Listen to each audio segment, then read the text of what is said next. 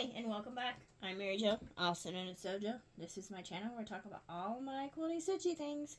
And this is going to be part 4 of what will I make with the Wild Nectar jelly roll. So, I have all my blocks, my cornerstones, my sashings, my borders, my binding. Let's make a quilt top. So, binding and border I'm going to set aside.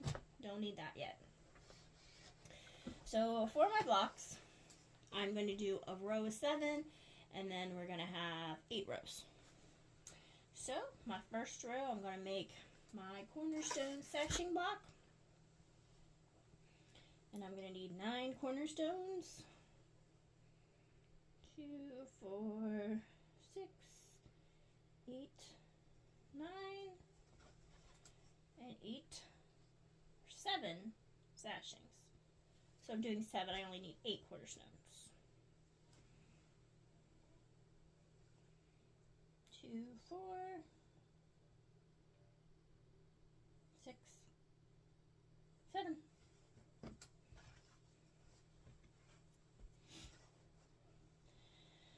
So I'm going to start pinning this cornerstone row here together.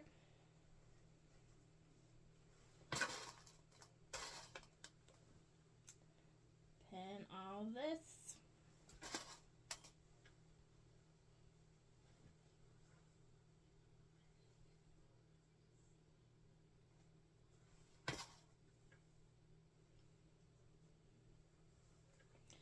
So I'll start with my cornerstone row and I'll end with a cornerstone row.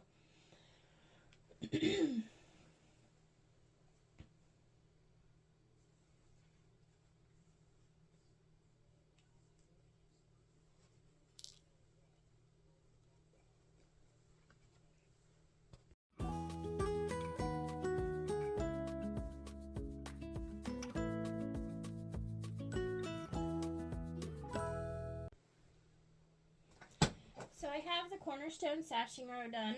Now I'm just working on getting my sashing and block row done. So I'm going to have 7 blocks and 8 sashing strips in this row.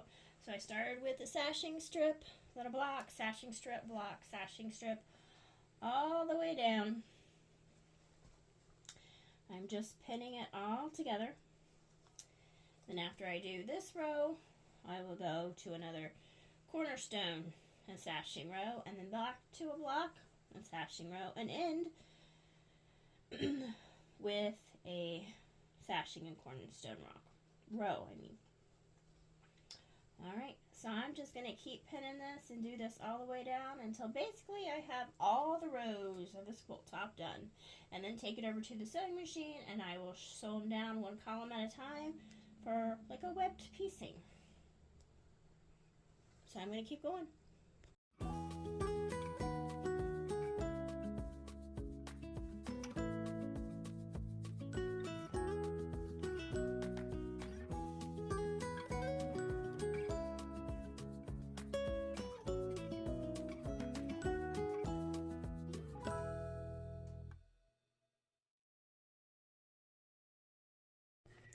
So I have all of that pinned, stacked up, ready to go for my sashing rows and block rows. So now I'm just going to start sewing down 1 column at a time.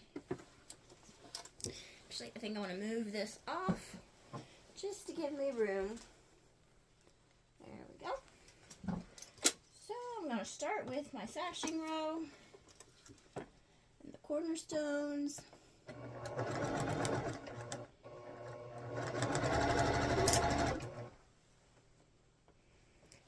Grab that first row,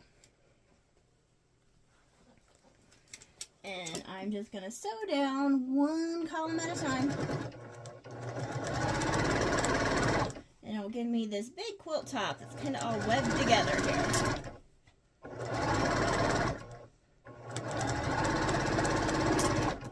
Sashing row.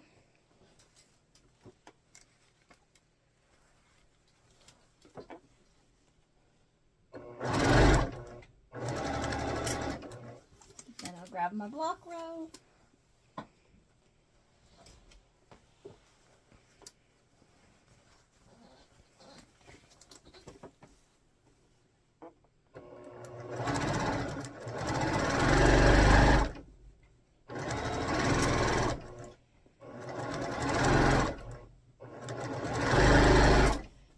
have 8 block rows, and then I have 9 sashing rows, just because I need a sashing row at the top and bottom.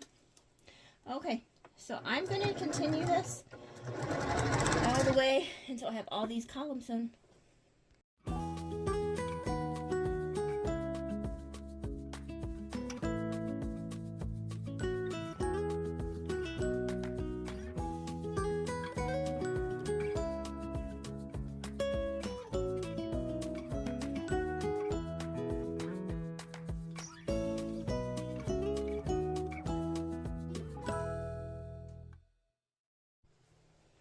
Okay, so I have all those columns sewn down, so now I just need to press.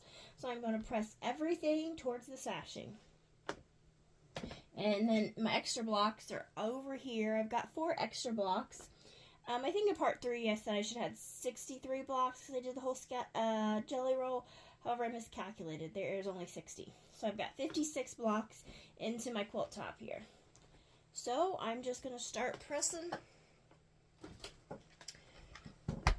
all of this to the sashing, and then do some more pinning.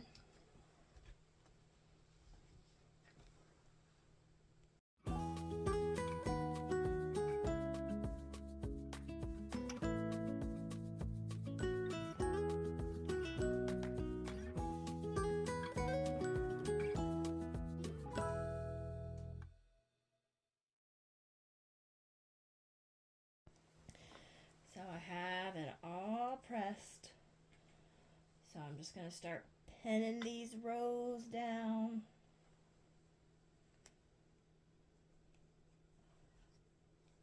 And then take it back to the sewing machine.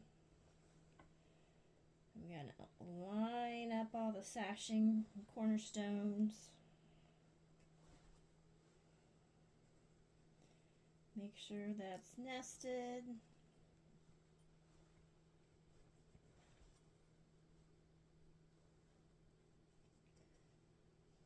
And then pin down the block.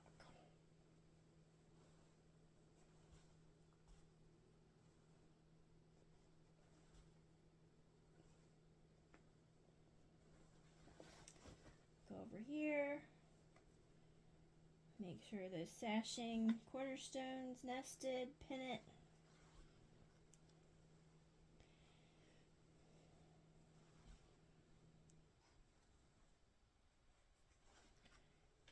And then put a couple of pins in the block. And I'm going to do this for the whole quilt top.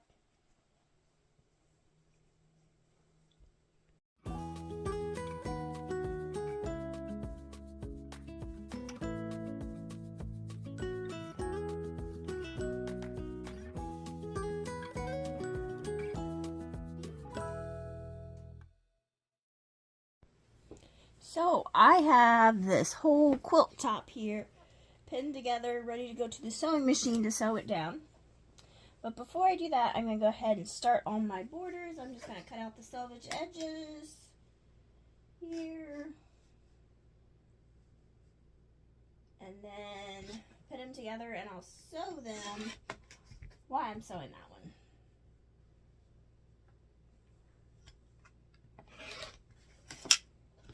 Okay, and then I'll also cut off the edges of my binding.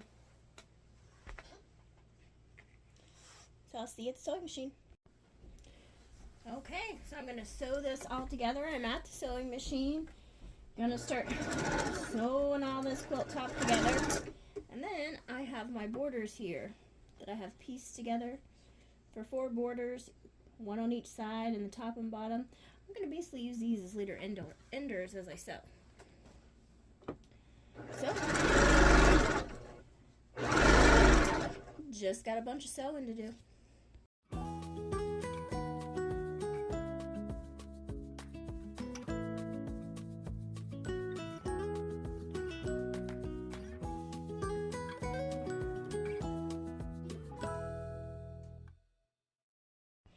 Okay, I've got all of that top sewn together, so now I just need to press.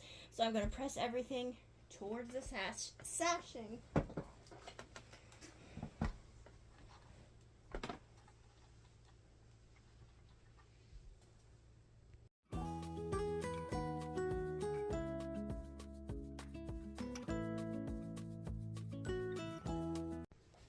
So I have this entire quilt pressed, and I just need to add the borders. So, just going to measure the sides. Got my borders, pin them on, sew, and then I'll do the same thing for the top border.